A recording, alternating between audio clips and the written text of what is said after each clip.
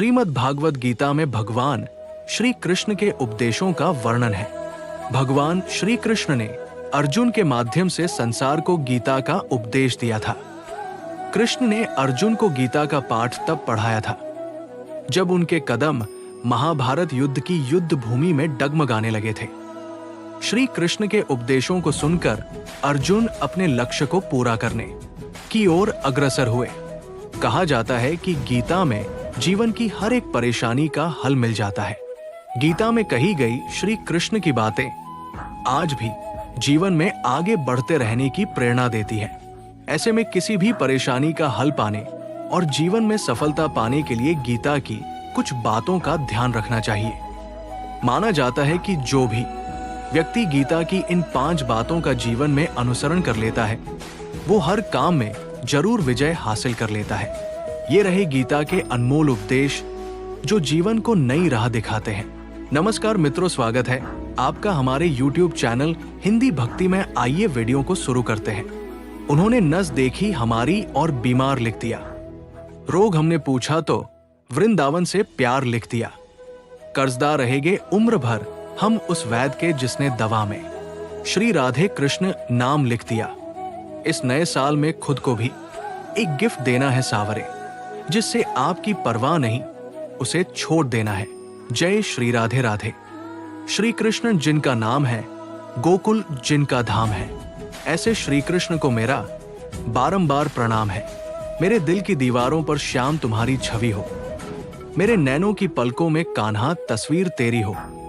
बस और न मांगू तुझसे मेरे गिरधर, तुझे हर पल देखूं मेरे कन्हैया। ऐसी तकदीर हो मेरी, डूबे ना वो नैया, चाहे तूफान आए या सुनामी। जिसकी नाव का माझी खुद है शीश का दानी।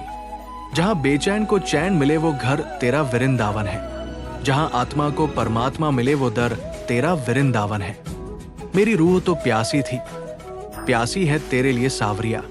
जहां इस रूह को जन्नत मिले वो स्थान ही मेरा श्री वृंदावन है। सुंदर से भी अधिक सुंदर है तू, लोग तो पत्थर पूजते हैं, मेरी तो पूजा है तू। पूछे जो मुझसे कौन है तू, हंसकर कहता हूं जिंदगी हूं मैं और सांस है तू। भाव बिना बाजार में वस्तु मिले न मोल, तो भाव बिना हरि कैसे मिले जो है अनमोल।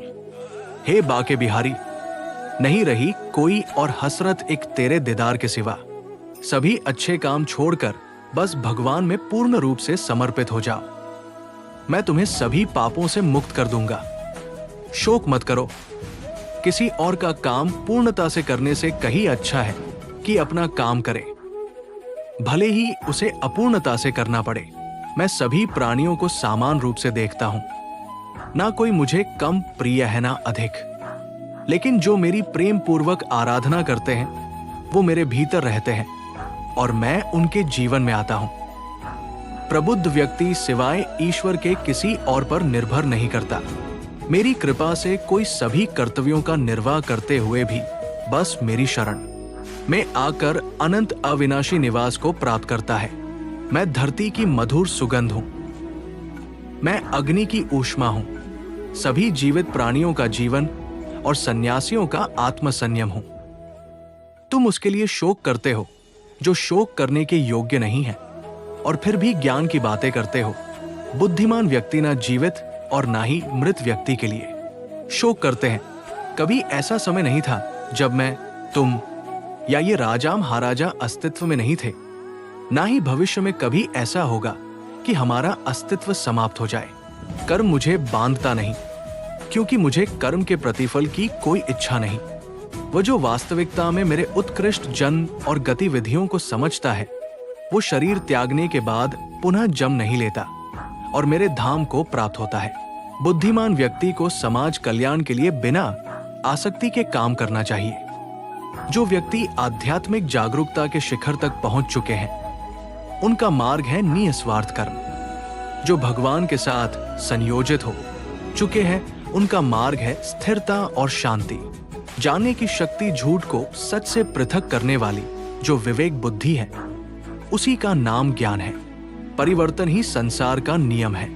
क्रोध से भ्रम पैदा होता है, भ्रम से बुद्धि व्यग्र होती है, तब तर्क नष्ट हो जाता है। जब तर्क नष्ट होता है तब व्यक्ति का पतन हो जाता है। मन अशांत हो तो उसे नियंत्रित करना कठिन है, लेकिन अभ्यास से इसे वश में किया जा सकता है। तुम उसके लिए शोक करते हो जो शोक करने के योग्य नहीं है, और फिर भी ज्ञान की बातें करते हो। बुद्धिमान व्यक्ति ना जीवित और ना ही मृत व्यक्ति के लिए शोक करते हैं। खाली हाथ आए हो और खाली हाथ जाना है, इसलिए व्यर्थ की चिंता छोड़कर व्यक्ति को हमेशा सत्कर्म करना चाहिए, जिसे तुम अपना समझकर मग्न हो रहे हो। बस यही प्रसन्नता तुम्हारे दुखों का कारण है। जो कोई भी जिस किसी भी देवता की पूजा विश्वास के साथ करने की इच्छा रखता है, मैं उसका विश्वास उसी देवता में दृढ़ कर देता हूं। केवल मन ही किसका मित्र और शत्रु होता है। अपने अनिवार्य कार्य करो, क्योंकि वास्तव में कार्य करना निष्क्रियता से बेहतर है। कर्म का फल व्यक्ति को उसी तरह ढूंढ लेता है जैसे कोई बछड़ा सैकड़ों गायों के बीच अपनी मां को ढूंढ लेता है। आत्मा न जन्म लेती है, न मरती है, ना ही इसे जलाया जा सकता है, ना ही पानी से गिला किया जा सकता है। आत्मा अमर और अविनाशी है। मैं किसी के भाग्य का निर्माण नहीं करता और ना ही किसी के कर्मों के फल देता हूं। व्यक्ति या जीव का कर्म ही उसके भाग्य का निर्माण करता है। आत्मा पुराने शरीर को वैसे ही छोड़ देती है जैसे मनुष्य पुराने कपड़ों को उतार कर नए कपड़े धारण कर लेता है। इस संसार में कुछ भी स्थायी नहीं है। मन शरीर का हिस्सा है। सुख दुख का एहसास करना आत्मा का नहीं शरीर का काम है। मान अपमान, लाभानी खुश हो जाना या दुखी हो जाना, ये सब मन की शरारत है। वर्तमान परिस्थिति में जो तुम्हारा कर्तव्य है वही तुम्हारा धर्म है। मैं ऊष्मा देता हूं, मैं वर्षा करता हूं और रोकता भी हूं। मैं अमरत्व भी हूं और मृत्यु भी। मेरे भी कई जन्म हो चुके हैं, तुम्हारे भी कई जन्म हो चुके हैं। ना तो ये मेरा आखिरी जन्म है और ना ये तुम्हारा आखिरी जन्म है। हे अर्जुन, अगर तुम अपना कल्याण चाहते हो तो सभी उपदेशों, सभी धर्मों को छोड़कर मेरी शरण में आ जाओ। मैं तुम्हें मुक्ति प्रदान करूंगा। मोहग्रस्त होकर अपने कर्तव्य पद से हट जाना मूर्खता है, क्योंकि इससे ना तो तुम्हें स्वर्ग की प्राप्ति होगी और ना ही तुम्हारी कीर्ति बढ़ेगी। धर्म युद्ध में कोई भी व्यक्ति निष्पक्ष नहीं रह सकता है। धर्म युद्ध में जो व्यक्ति धर्म के साथ नहीं खड़ा है, इसका मतलब है वो अधर्म का साथ दे रहा है, वो अधर्म के साथ खड़ा है। भगवान प्रत्येक वस्तु में, प्रत्येक जीव में मौजूद है। मुझे जानने का केवल एक ही तरीका है, मेरी भक्ति। मुझे बुद्धि द्वारा कोई न समझ सकता है। आत्मा का अंतिम लक्ष्य परमात्मा में मिल जाना होता है। मैं ही इस सृष्टि की रचना करता हूं, मैं ही इसका पालन पोषण करता हूं और मैं ही इस सृष्टि का विनाश करता हूं। मैं सभी प्राणियों को जानता हूं, सभी के भूत, भविष्य और वर्तमान को जानता हूं।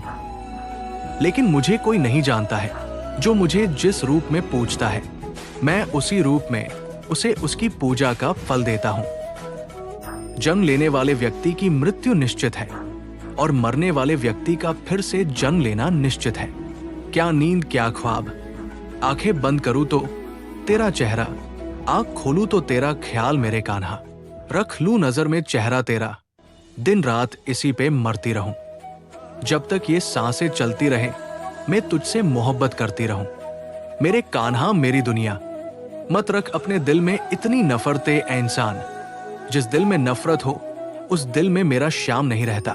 ऐसा कोई समय नहीं था जब मेरा अस्तित्व ना हो, ना तुम, ना ही इनमें से कोई राजा, और ऐसा ना ही कोई भविष्य है जहां हमें कोई रोक सके। वो जो अपने भीतर अपने स्वयं से खुश रहता है, जिसके मनुष्य जीवन एक आत्मज्ञान है और जो अपने खुद से संतुष्ट है, पूरी तरीके से तृप्त है, उसके लिए जीवन में कोई कर्म नहीं है। अपनी इच्छा शक्ति के माध्यम से अपने आप को नई आकृति प्रदान करें। कभी भी स्वयं को अपन आत्म इच्छा से अपमानित न करें। इच्छा एकमात्र मित्र दोस्त होता है स्वयं का, और इच्छा ही एकमात्र शत्रु है स्वयं का।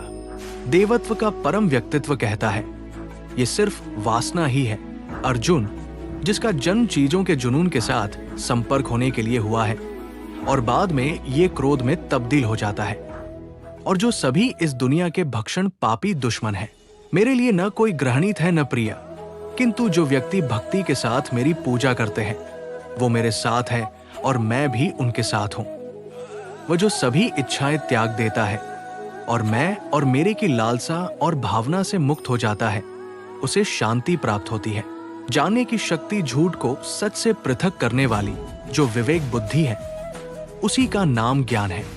परिवर्तन ही संसार का नियम है। क्रोध से भ्रम पैदा होता है, भ्रम से बुद्धि व्यग्र होती है, तब तर्क नष्ट हो जाता है। जब तर्क नष्ट होता है तब व्यक्ति का पतन हो जाता है। मन अशांत हो तो उसे नियंत्रित करना कठिन है, लेकिन अभ्यास से इसे वश में किया जा सकता है। तुम उसके लिए शोक करते हो जो शोक करने के योग्य नहीं है, और फिर भी ज्ञान की बातें करते हो। बुद्धिमान व्यक्ति ना जीवित और ना ही मृत व्यक्ति के लिए शोक करते हैं। खाली हाथ आए हो और खाली हाथ जाना है, इसलिए व्यर्थ की चिंता छोड़कर व्यक्ति को हमेशा सत्कर्म करना चाहिए।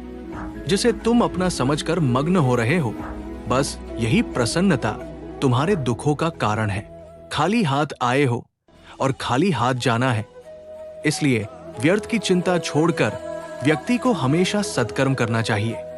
जिसे तुम अपना समझकर मग्न हो रहे हो, बस यही प्रसन्नता तुम्हारे दुखों का कारण है। वह जो सभी इच्छाएं त्याग देता है और मैं और मेरा की लालसा और भावना से मुक्त हो जाता है, उसे शांति प्राप्त होती है। मेरे लिए ना कोई घृणित है ना प्रिय, किंतु जो व्यक्ति भक्ति के साथ मेरी पूजा करते हैं वो मेरे साथ है और मैं भी उनके साथ हूं।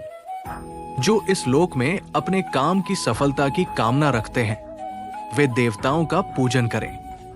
बुरे कर्म करने वाले सबसे नीच व्यक्ति जो राक्षसी प्रवृत्तियों से जुड़े हुए हैं और जिनकी बुद्धि माया ने हर ली है, वो मेरी पूजा या मुझे पाने का प्रयास नहीं करते। स्वर्ग प्राप्त करने और वहां कई वर्षों तक वास करने के पश्चात एक असफल योगी का पुण्य एक पवित्र और समृद्ध कुटुंब में जन्म होता है। केवल मन ही किसी का मित्र और शत्रु होता है। मैं सभी प्राणियों के हृदय में विद्यमान हूं। वह जो मृत्यु के समय मुझे स्मरण करते हुए अपना शरीर त्यागता है, वो मेरे धाम को प्राप्त होता है, इसमें कोई संशय नहीं है। वो जो इस ज्ञान में विश्वास नहीं रखते, मुझे प्राप्त किए बिना जन्म और मृत्यु के चक्र का अनुगम करते हैं।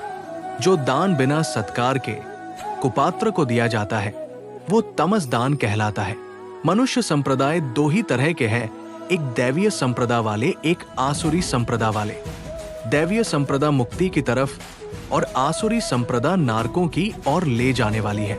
मन, वाणी और कर्म से किसी को भी दुख न देना, प्रिय भाषण, अपना बुरा करने वाले पर भी क्रोध न करना, चित्त की चंचलता का अभाव, दंभ, अहंकार, घमंड, क्रोध, अज्ञान, ये आसुरी संप्रदा के लक्षण है।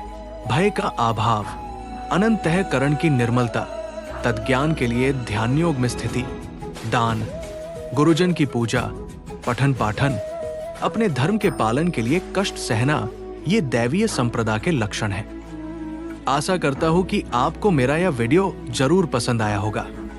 वीडियो को यहां तक देखने के लिए धन्यवाद।